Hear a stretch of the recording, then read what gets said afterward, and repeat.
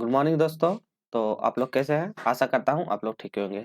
तो आज के हम लोग इस क्लास में करने वाले हैं झारखंड उत्पाद सिपाही से संबंधित जीके का जो भी क्वेश्चन बनता है उसका क्वेश्चन हम लोग करने वाले हैं, जिसमें से 40 एमसीक्यू क्वेश्चन करेंगे जो आपको उत्पाद सिपाही को टारगेट लेके चलेगा। ठीक है, और ये आपका प्रैक्टिस रेस आपको उत्पाद सिपाही में मतलब कि मिलेगा ही मिलेगा। ठीक है, तो इसी टाइप का क्वेश्चन आपको एग्जाम में आने की पूरी संभावना है। तो चलिए स्टार्ट करते हैं। तो जो कोई भी उत्पाद सिपाही का तैयारी करते हैं इस चैनल से जुड़ जाइए, आपको उत्पाद सिपाही से सारा स्टडी मटेरियल इस चैनल पे आपको मिल जाएगी। तो स्टार्ट करते हैं, चलिए।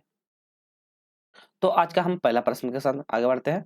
पहला प्रश्न है, आर्थिक नियोजन एक विषय है, तो बताना आर्थिक नियोजन क्या चीज का विषय है? समवर्ती सूची में है, राज्य सूची में है, संघ सूची में है, या किसी भी सूची में नहीं? तो बताइए आर्थिक नियोजन कौन सी सूची से संबंधित है?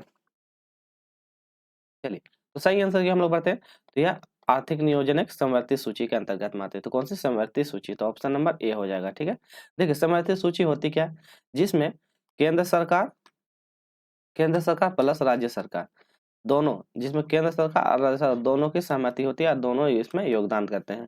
राज्य सूची जिसमें केवल सिर्फ राज्य सरकार द्वारा चलाया जाता है। और संघ सूची में, ठीक है, तो इसी को मिलता जुलता मतलब संघ सूची जो आपका सेंट्रल गवर्नमेंट पे रहती है। चलिए आगे बढ़ते हैं। क्वेश्चन नंबर 2, द्वितीय पंचवर्षीय योजना किस मॉडल पर आधारित थी? तो दूसरी पंचवर्षीय योजना कौन सी मॉडल पे आधारित थी? सोलो मॉडल पे, डोमर मॉडल पे, रॉबिन्स मॉडल से, या महालोबिन्स मॉडल पे? बताइए द्वितीय पंचवर्षीय योजना कौन सी योजना पे आधारित थी? तो महालोबिन्स, तो सही आंसर होगा ऑप्शन नंबर डी, महालोबिन्स मॉडल पे। याद रखिएगा, देखिए पहला पंचवर्षीय योजना बोलेगा तो डोमर मतलब, ठीक है, तो याद रखिएगा पहला बोलेगा तो डोमर, तो डोमर ये वाला जो है ये पहली पहली पंचवर्षीय योजना थी, तो याद रखिएगा। और द्वितीय पंचवर्षीय योजना तो महालोबेरिस पंचवर्षीय योजना, जिसमें से इस योजना का क्या रहा था रोल कि ज्यादा से ज्यादा मतलब कि अर्थव्यवस्था में जो पंचवर्षीय योजना थी उसको ज्यादा से ज्यादा उपयोग लाना और उसको ज्यादा से ज्यादा योगदान को बढ़ावा देना। ठीक है, पहली कब स्टार्ट होता है? तो पहली 1951 से होता है 1956 तक। ठीक है, फिर उसके बाद फिर आगे बढ़ते हैं। चलिए क्वेश्चन नंबर 3 देखते हैं। स्वच्छ भारत मिशन ग्रामीण कब शुरुआत किया गया था? तो बताना है स्वच्छ भारत मिशन ग्रामीण कब शुरुआत किया गया। पहला है 2 अक्टूबर 2014 को, 2 अक्टूबर 2000 को, 2 अक्टूबर 2013 को, और ऑप्शन नंबर डी बोलता है 2 अक्टूबर 2010 को। तो स्वच्छ मिशन का शुरुआत कब किया गया था? तो याद रखिएगा 2 अक्टूबर 2014 को स्वच्छ मिशन का शुरुआत किया गया था। तो इंपॉर्टेंट है, ध्यान रखिएगा। योजना से आपको क्वेश्चन बनेगा कि कौन सी योजना कब चलाया गया था, वो फिक्स है, उससे क्वेश्चन रहेगा। अगला संकल्प परियोजना जुड़ी हुई है किसके बाद, मतलब संकल्प परियोजना जुड़ी हुई है किससे, आपको बताना है। कौन सी मतलब कि समापन से जुड़ा हुआ है? निरक्षरता का से, पोलियो से, बेरोजगारी से, या HIV एड्स से? तो बोलिए संकल्प योजना किससे जुड़ी हुई है?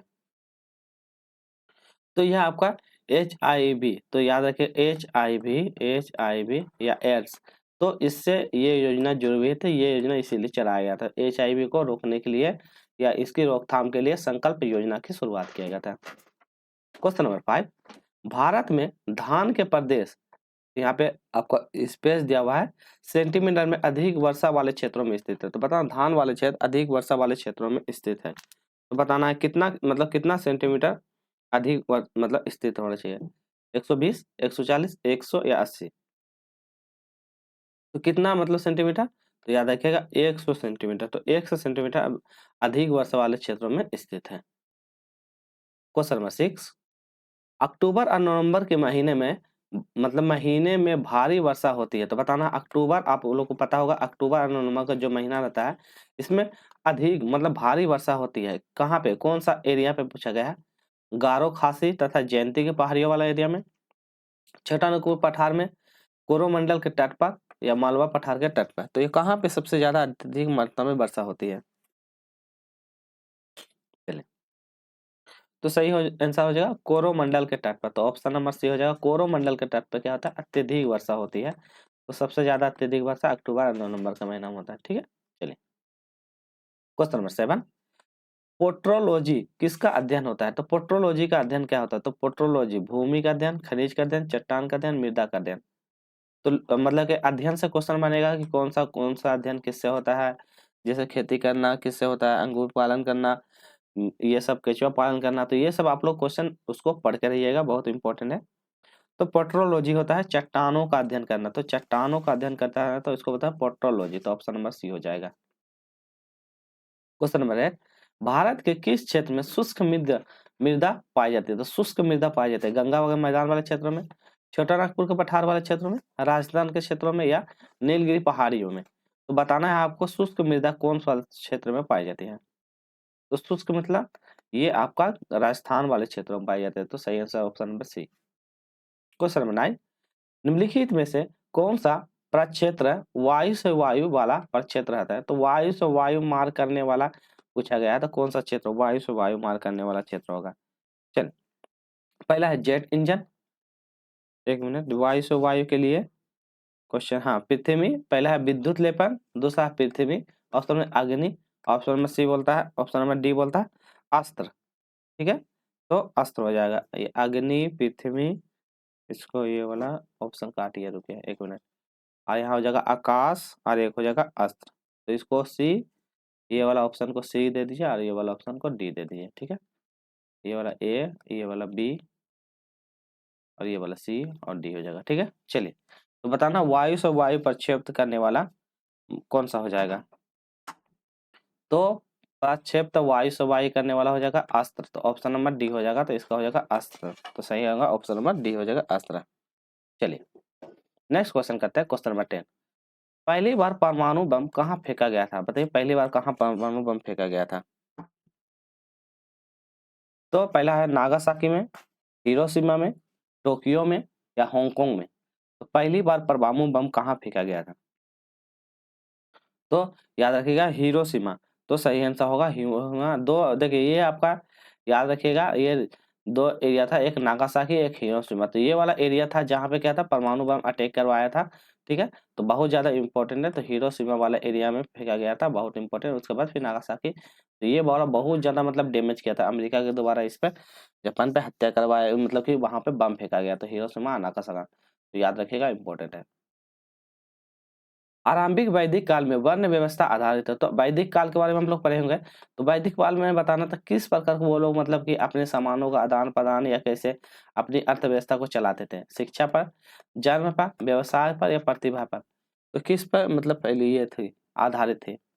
तो अब वैदिक काल में जो उन समय की सभ्यता थी, वो व्यवसाय करते थे, सादा व्यवसाय करते, तो वो लोग अपनी सामान को गेहूं या जौ के माध्यम से, आप एक पाव गेहूं दे दीजिए, तो ये इससे अपना सामान ले लेते, तो गेहूं के बदले सामान ले लेते थे, सामान के बदले गेहूं, तो ये प्रकार का व्यवसाय आधारित थी, वहां की अर्थव्यवस्था एक व्यवसाय आधारित थी। क्वेश्चन नंबर 13, बौद्ध धर्म में बुल का संबंध बौद्ध के किस जीवन पे घटना पे साथ था? तो बुल का संबंध बताना, बुल का संबंध जन्म पे, महाभिनिष्क्रमण पे, प्रबोधन पे, या महापरिनिर्वाण पे, बताना है आपको सही आंसर क्या हो जाएगा, यह किस पे आधारित थे। चलिए, तो हम लोग सही आंसर की ओर बढ़ेंगे, और यदि वीडियो अच्छी लग रही हो तो वीडियो को प्लीज आप लोग लाइक मतलब शेयर और सब्सक्राइब जरूर कीजिएगा, ताकि आपको जितने भी क्वेश्चन हो मतलब ज्यादा से ज्यादा हम आपको मतलब कि क्वेश्चन प्रोवाइड करवाने की कोशिश करेंगे। तो चलिए, सही आंसर हो जाएगा इसका हम लोग जन्म में। तो बुल बुल का संबंध मतलब कौन से मतलब कि किस घटना पे थे? तो उनका जन्म से संबंधित थे। महाभिनिष्क्रमण और महापरिनिर्वाण, देखिए महाभिनिष्क्रमण तो यह उनकी मृत्यु से संबंधित है। मृत्यु, जब उनकी मृत्यु हो जाती है, जब अपना शरीर को त्याग कर देते हैं, तो महाभिनिष्क्रमण होता है। नहीं, महाभिनिष्क्रमण, एक होता है महापरिनिर्वाण, तो परिनिर्वाण होता है जहाँ घर का त्याग कर देता है, तो घर त्याग करता है, घर त्याग, तो घर त्याग करेगा, परिनिर्वाण कर देता है, और महाभिनिष्क्रमण हो जाता है जहाँ मृत्यु हो जाती है। ठीक है, तो ये भी आप लोग याद रखिएगा। चलिए, नेक्स्ट क्वेश्चन है, हर्यक वंश का शासन अजातशत्रु किसका पुत्र था? आपको बताना हर्यक वंश का जो शासक था अजातशत्रु किसका पुत्र था। चलिए, तो अनिरुद्ध का, उदयन का, बिंबिसार का, या नागदशक का, तो किसका पुत्र था ये पूछा गया है। चलिए, तो हम लोग सही आंसर क्या था, तो ये बिंबिसार का, तो इंपॉर्टेंट है, याद रखें बिंबिसार। तो बिंबिसार के बारे में आप लोग याद रखेगा, बिंबिसार का, तो अजातशत्रु किसका था पुत्र, बिंबिसार, जो उस समय का बहुत ही शक्तिशाली शासक था, जिसको मतलब कि शत्रुओं का नाश, तो शत्रुओं का नाश करने वाला, शत्रुओं का नाश करने वाला कहा गया था। ठीक है, तो शत्रुओं का नाश करने वाला कहा गया था अजातशत्रु को। चलिए, क्वेश्चन नंबर 15, चंद्रगुप्त मौर्य के प्रबल अनुयायी थे। तो चंद्रगुप्त मौर्य आप लोग पढ़े होंगे, तो उनके प्रबल अनुयायी का नाम क्या था? बौद्ध धर्म, जैन धर्म, शैव धर्म या वैष्णव धर्म। तो किसके अनुयायी थे वो लोग? मतलब कौन सा धर्म को अपना रहे थे? तो कौन सा? चंद्रगुप्त मौर्य जैन धर्म को अपनाते थे। तो याद रखिएगा जैन धर्म को अपनाते थे। तो सही आंसर होगा जैन धर्म का। चलिए क्वेश्चन नंबर 16, अर्थशास्त्र किस विषय पर लिखी गई पुस्तक थी? तो कौन से विषय पर लिखी गई पुस्तक थी? अर्थशास्त्र, राजनीति पे, अर्थशास्त्र पे, समाजशास्त्र पे या नीति शास्त्र पे? तो अर्थशास्त्र किस पे लिखी हुई थी? ये आपकी राजनीति से लिखी हुई थी, जिसमें आपको कैसे युद्ध करना है, युद्ध क्षेत्र के बारे में बताना है, कैसे अपनी रणनीति, कैसे राजनीति से आपको मतलब कि अपनी क्या कहता है, जो आपको विरोधी दल है उसको कैसे परास्त करना है, तो उस पे युद्ध पे लिखी गई थी। ये चाणक्य के द्वारा लिखा गया था। तो चाणक्य के द्वारा लिखा गया था। चाणक्य कौन था? ये जो इसका दूसरा नाम भी ये भी लिखिए, विष्णुगुप्त, ये सब इनका नाम है। तो ये इसका नाम से इस क्वेश्चन बनता है। ठीक है, चलिए अगला क्वेश्चन है क्वेश्चन नंबर 70, कौन सी कला ग्रीको बौद्ध कला के नाम से भी जाना जाता है? तो ग्रीको बौद्ध कला के नाम से भी जाना जाता है। तो ग्रीको बौद्ध कला के नाम से जाना वाला बताइए। पहला है गांधार कला, मयूरा कला, शुंग कला या मधुबनी कला। तो कौन सा? गांधार कला। तो याद रखें गांधार कला। अच्छा, ये चाणक्य के बारे में नहीं पता है। चाणक्य जो था ये चंद्रगुप्त मौर्य। तो चंद्रगुप्त चंद्रगुप्त मौर्य जो था उनके क्या कहते हैं? गुरु थे चाणक्य। यही ना उनको शिक्षा उक्षा देता है। तो वही भूल गए थे हम। चाणक्य उनका गुरु का नाम था। चाणक्य, विष्णुगुप्त, इसका नाम दूसरा कौटिल्य नाम भी रहता है, कौटिल्य। तो कौटिल्य ये सब नाम उसी का नाम रहता है, इंपॉर्टेंट है, इससे क्वेश्चन बनता है। चलिए तो गांधार कला हो जाएगा। क्वेश्चन नंबर 18, निम्नलिखित में कौन सा शहर औद्योगिक क्षेत्र के रूप में विकसित है? तो औद्योगिक क्षेत्र के रूप में विकसित है बोकारो, जमशेदपुर, बाद या उपरोक्त सभी। तो औद्योगिक क्षेत्र के रूप में विकसित कौन सा है? तो औद्योगिक के लिए आपको याद होगा जमशेदपुर, जिसको हम लोग टाटा नगरी कहते हैं। तो क्या?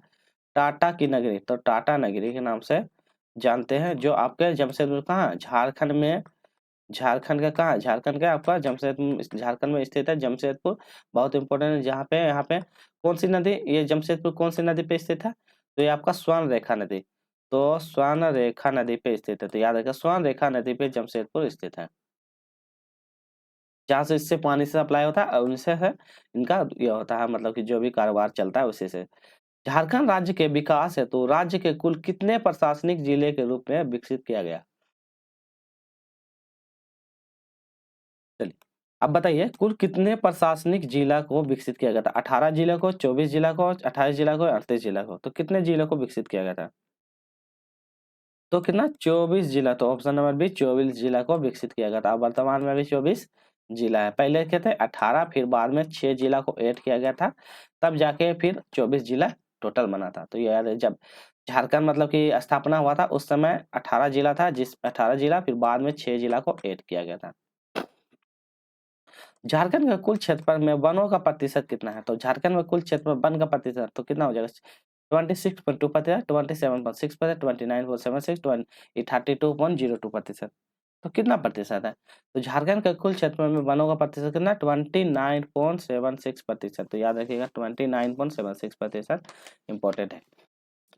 चलिए अगला क्वेश्चन करते हैं, भारत सरकार के नीति आयोग की स्थापना निम्नलिखित में किसका स्थान लेने के लिए किया गया? तो नीति आयोग आप लोग पढ़े होंगे, ठीक है। ये किसके द्वारा चला जाता है?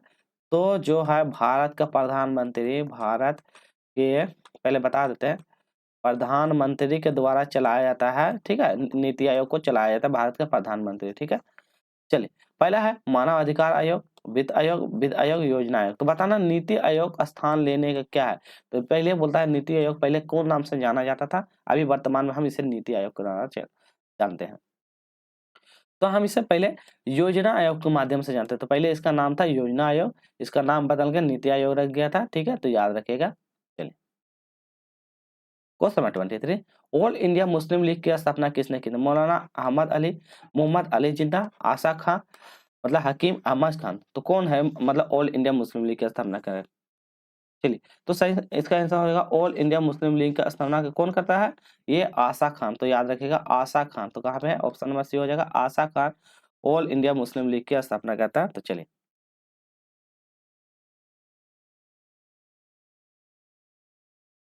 चलिए, तो सही आंसर क्या हो जाएगा? मतलब आशा खां, जो कब कहता था? तो याद रखिएगा, डेट आप लोग याद रखना है, डेट 1906 में। तो 1900 में प्रथम अध्यक्ष, तो प्रथम अध्यक्ष भी थे, तो प्रथम अध्यक्ष कौन था? अध्यक्ष आशा खां। तो याद रखिएगा, आशा खां 1906 में ऑल इंडिया मुस्लिम लीग का प्रथम अध्यक्ष थे, आशा खां। क्वेश्चन नंबर 23, पूना समझौता महात्मा गांधी और खाली जगह के बीच हुआ था? तो महात्मा गांधी यार किसके बीच हुआ था? मोहम्मद अली जिन्ना के बीच, लॉर्ड इरविन के बीच, सुभाष चंद्र बोस या भीमराव अंबेडकर? तो बताइए पूना समझौता किसके किसके बीच हुआ था? तो पूना समझौता आपका भीमराव अंबेडकर, तो यहाँ पे बनेगा भीमराव अंबेडकर, तो ऑप्शन में डी हो जाएगा। भीमराव अंबेडकर और महात्मा गांधी के बीच में पूना समझौता हुआ था, तो इंपॉर्टेंट है, इससे क्वेश्चन बनेगा हिस्ट्री से। ये सब क्वेश्चन आप लोग याद रखिएगा, ये सब क्वेश्चन ज्यादा बनने की संभावना रहता है, ठीक है। चलिए, बीरा अम्बेडकर जिसे संविधान सभा का आत्मा कहते हैं, तो संविधान सभा, तो संविधान सभा का आत्मा के नाम से भी जाना जाता है। संविधान का आत्मा आर्टिकल कौन सा? आर्टिकल 32। तो आर्टिकल 32 से याद रखें, महात्मा गांधी के द्वारा बहुत सारा आंदोलन चलाया जाता है, संविधान जितने भी आंदोलन है, अलग से सेपरेट वीडियो इसका आ जाएगी। चलिए, क्वेश्चन नंबर 24, 1928 में भारत में आए उस कमीशन का नाम बताइए जिसका उद्देश्य भारत की संवैधानिक व्यवस्था में सुधार करना। तो बताना कौन सा कमीशन था जो इसका उद्देश्य था भारत की जो भी संवैधानिक व्यवस्था उसमें सुधार करना था? रोलेट एक्ट था, पीट्स इंडिया था, बंगाल विभाजन था, या साइमन कमीशन था? कौन सा एक्ट था? तो भारत की मतलब उसमें सुधार करना था, तो ये आपका साइमन कमीशन था, याद रखिएगा। साइमन कमीशन का यही उद्देश्य था, साइमन गो, इसी का मतलब लोगों ने किया था, साइमन गो का नारा दिया था, साइमन साइमन गो, गो का नारा भी लगाया था, नारा लगाया था, इसको काला झंडा देकर भगाया था। तो साइमन गो वापस जाओ, क्यों? क्योंकि इसमें एक भी भारतीय नहीं था, तो एक भी भारतीय नहीं था, एक भी भारतीय नहीं था, इसलिए इसको क्या कहता है? साइमन गो का वापस नारा लगा के इसको वापस कर दिया था, ठीक है। रोलेक्स एक्ट कब आता था? 1919 में होता है, 1919 में आता है, तो ये इंपॉर्टेंट है रोलेक्स एक्ट। फिर इंडिया एक्ट फिर आता है, बंगाल विभाजन एक्ट आता है, ठीक है। तो ये सब सारा याद रखिएगा। जलियांवाला बाग नरसंहार कौन सा ब्रिटिश अधिकारी जिम्मेवार था? बताइए, जलियांवाला बाग आप लोग पढ़े होंगे, कहाँ होता है? अमृतसर में होता है, तो याद रखिएगा, अमृतसर शॉर्ट में बता देते हैं, अमृतसर में होता है, अमृतसर का ये वाला जगह में होता है। यहाँ पे होता है जिसमें से कि एक एक ऐसे ग्राउंड रहता है जिसमें से एक ही गेट रहता है, तो ये गेट से क्या कहता है, सारा लोग यहाँ पे बैसाखी बैसाखी का पर्व मनाता है। तो बैसाखी के पर्व में यहाँ पे जमा होता है, इकट्ठा होता है, यहाँ पर्व मनाने आता है। पर यहाँ जनरल लाइन रहता है और यहाँ से लाइन बाय लाइन सारा पुलिस हो जाता है और यहाँ से पूरा अंधाधुंध इन पे गोली चला दी जाती है, जिसमें से बहुत लोग मृत्यु हो जाती है, बहुत लोग मारे जाते हैं। और यहाँ कुआं रहता है, कुआं में बहुत लोग जान बचाने का कूद-कूद के इसके ऊपर कूद-कूद के बहुत लोग मर जाते हैं, जो बहुत एकदम दुर्गम या मतलब कि बहुत मतलब बोला जाए बहुत बुरी तरह से मृत्यु हुआ था। तो इसी बोलता है कि इसका जिम्मेदार कौन था? जनरल डायर, जनरल निर्मित, जनरल क्लाइव, जनरल सॉन्ड, कौन था? तो जनरल डायर। तो याद रखिएगा ऑप्शन नंबर होगा जनरल डायर, बहुत इंपॉर्टेंट है, आप लोग कभी पढ़ना होगा तो इसको डिटेल में आप लोग देख लीजिएगा, बहुत इंपॉर्टेंट है। चलिए, अगला क्वेश्चन है, जैव विविधता को किस रूप में जाना जाता है? वैश्विक विविधता के रूप में, व्यवस्थानिक विविधता के रूप में, वह स्थानिक विविधता के बीच में, या पारिस्थितिक तंत्र या विविधता के रूप में? तो किस रूप में हम लोग जानते हैं इसको? तो इसको हम लोग जैव विविधता को पारिस्थितिक विविधता के रूप में जानते हैं, तो ऑप्शन नंबर डी इसका सही जवाब हो जाएगा।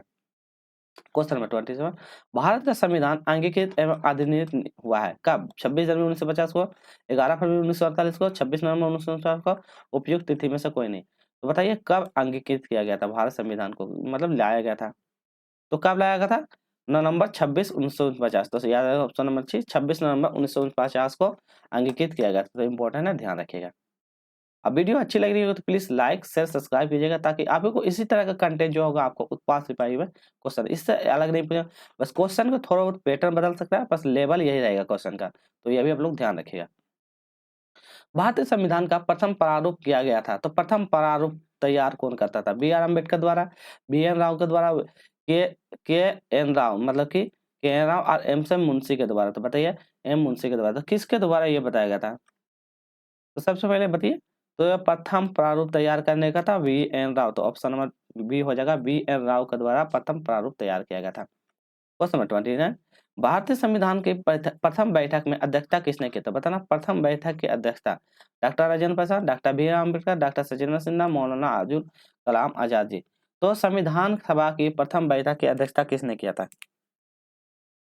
चलिए, तो डॉक्टर सचिदानंद सिन्हा, तो ऑप्शन नंबर सी हो जाएगा, डॉक्टर सचिदानंद सिन्हा जो है प्रथम बैठक की अध्यक्षता किया था, तो ऑप्शन नंबर सी हो जाएगा। क्वेश्चन नंबर 30, किस वर्ष में जन गण मन ने भारत को राष्ट्रगान के रूप में अपनाया? तो राष्ट्रगान के रूप में कब अपनाया था? 1948, 1950, 1949, 1951। तो जन मन गण को कब अपनाया गया था? तो कब? 1950 में अपनाया गया था। तो ऑप्शन नंबर सी हो जाएगा, 1950 में अपनाया गया था। ठीक है, चलिए। और कौन रविन्द्रनाथ टैगोर के द्वारा लिखा गया था? तो ये भी आप लोग याद रखिएगा। चलिए, अगला क्वेश्चन है, संविधान सभा के संवैधानिक सलाहकार कौन था? तो संवैधानिक सलाहकार सच्चिदानंद सिन्हा था, के मुंशी था, वी.एन. राव था, टी.टी. रामकृष्णन। देखिए, ये सब क्वेश्चन एक दो बार पहले भी रिपीट करवाया। क्यों? क्योंकि ये सब बहुत ज्यादा इंपॉर्टेंट है, यही सब आपको एग्जाम में आएगी, तो ये आपको ध्यान में रखना है। तो संविधान सभा के संवैधानिक सलाहकार कौन था? वी.एन. राव। तो याद रखिएगा, वी.एन. राव। तो ऑप्शन नंबर सी हो जाएगा, वी.एन. राव। चलिए, नेक्स्ट क्वेश्चन है, यूनेस्को का मुख्यालय कहाँ स्थित है? मॉस्को, न्यूयॉर्क, लंदन या पेरिस? तो कहाँ है इसका मुख्यालय? ये आपका पेरिस में स्थित है। ऑप्शन नंबर सी डी हो जाएगा, पेरिस में स्थित है। नेक्स्ट है, क्रिकेट का प्रथम विश्व कप कब आयोजित किया था? क्रिकेट का प्रथम विश्व कप आयोजित हुआ था? 1975, 1976, 1983, 1980 में? तो कब? 1975 में। तो ऑप्शन नंबर ए हो जाएगा 1975, याद रखिएगा 1975 में। नेक्स्ट क्वेश्चन है, महात्मा गांधी ने सन 1930 में सिविल अवज्ञा आंदोलन कहाँ से आरंभ किया? तो 1930 में स्टार्ट हुआ था सिविल अवज्ञा आंदोलन। कहाँ से स्टार्ट हुआ यह पूछा गया था? साबरमती आश्रम से, अहमदाबाद से, पोरबंदर से, दांडी से? तो कहाँ से शुरुआत किया गया था? तो आपका ये दांडी से स्टार्ट, महात्मा गांधी के द्वारा सिविल अवज्ञा आंदोलन का शुरुआत दांडी से शुरुआत करता है। साबरमती आश्रम से या दांडी से ये नमक योजना, जो नमक आंदोलन चलवाता है, ठीक है, महात्मा गांधी के द्वारा 12 मार्च 1900 मतलब 1930, ठीक है, 12 मार्च से 6 अप्रैल 1930 तक चलता है। तो ये दांडी ऐसे महात्मा गांधी के द्वारा 78 अनुयायी आता है, अनुयायी के द्वारा 78 अनुयायी के द्वारा महात्मा गांधी द्वारा चलाया जाता है। ठीक है, चलिए। पोरबंदर में महात्मा गांधी का क्या होता है? जन्म होता है। तो याद रखिए, महात्मा गांधी का जन्म पोरबंदर में 2 अक्टूबर क्या होता है? 1869 में। 2 अक्टूबर 1869 में महात्मा गांधी का जन्म होता है। तो याद है, महात्मा गांधी को मोहनदास करमचंद गांधी पूरा नाम है। तो याद रखिएगा, इंपॉर्टेंट। इसकी माता का नाम है पुतलीबाई। तो माता का नाम होगा, पत्नी का नाम बोलेगा कस्तूरबा गांधी, कस्तूरबा। तो कस्तूरबा गांधी उसकी पत्नी का नाम। तो ये सब इंपॉर्टेंट है, क्वेश्चन याद रखिएगा। चलिए, अगला है, महात्मा गांधी किसके कृतियों के अत्यधिक प्रभावित है? किसके प्रभावित है? मनोज शॉ का, कार्ल मार्कल का, लेनिन का या लियो टॉलस्टॉय का? बताइए क्या होगा? लियो टॉलस्टॉय। तो ऑप्शन नंबर डी हो जाएगा, लियो टॉलस्टॉय। तो याद रखिएगा, महात्मा गांधी से रिलेटेड जितना भी क्वेश्चन बनता है, आप लोग क्वेश्चन जरूर इससे करके जाइए। बहुत सारा आंदोलन, जैसे प्रथम इसको 9 जनवरी को महात्मा गांधी जब वहाँ अमेरिका से आते हैं, 9 जनवरी को प्रवासी दिवस मनाते हैं। तो प्रवासी दिवस मनाया जाता है 9 जनवरी को, प्रवासी दिवस के रूप में हर यार मनाते हैं। फिर चंपारण महात्मा गांधी के द्वारा प्रथम आंदोलन किया था, नील विद्रोह में करवाया था, ये सब योगदान दिया था। असहयोग आंदोलन, सविनय आंदोलन चला था, रौलट एक्ट में योगदान दिया था। ये सब जितना भी है, चौरा चौरी कांड जो भी हुआ था, खिलाफत आंदोलन हुआ था, तो ये सब जितना भी आंदोलन है, आप लोग महात्मा गांधी से क्वेश्चन पढ़ के जाइएगा, क्वेश्चन बनेगी ही बनेगी। नेक्स्ट क्वेश्चन है, कलकत्ता, मद्रास, बम्बई। तो जगह का नाम कलकत्ता, मद्रास और बम्बई उच्च न्यायालय निम्नलिखित में से किस वायसराय के कार्यकाल में अस्तित्व में बनाया था? बताइए। तो ये तीनों मुख्यालय कौन सा वायसराय था उस समय? Warren Hasting, Lord Canning, John लॉनिंग और लॉर्ड डलहौजी। तो बताइए कौन सा वायसराय का अस्तित्व में आया था? तो लॉर्ड कैनिंग। तो याद रखिएगा, लॉर्ड कैनिंग के वायसराय में ये आया था। ऑप्शन नंबर सी बी हो जाएगा, लॉर्ड कैनिंग में कलकत्ता, मुंबई, बम्बई और मद्रास उच्च न्यायालय के स्थापना हुआ था, इसी का अस्तित्व में हुआ था। ठीक है, चलिए। तो आज का वीडियो यहीं रखते हैं। वीडियो अच्छी लगी तो लाइक कीजिएगा, शेयर कीजिएगा और चैनल को जरूर सब्सक्राइब कर लीजिएगा, ताकि आपको झारखंड का उत्पाद सिपाही संबंधित जितने भी जीके जीएस का क्वेश्चन बनता है, वो सारा का अपडेट इस चैनल पे मिलता रहे। फिर इसी तरह का अपडेट के लिए चैनल पे जुड़ जाइए। फिर मिलते हैं नेक्स्ट वीडियो में। आज के लिए इतना ही, टेक केयर।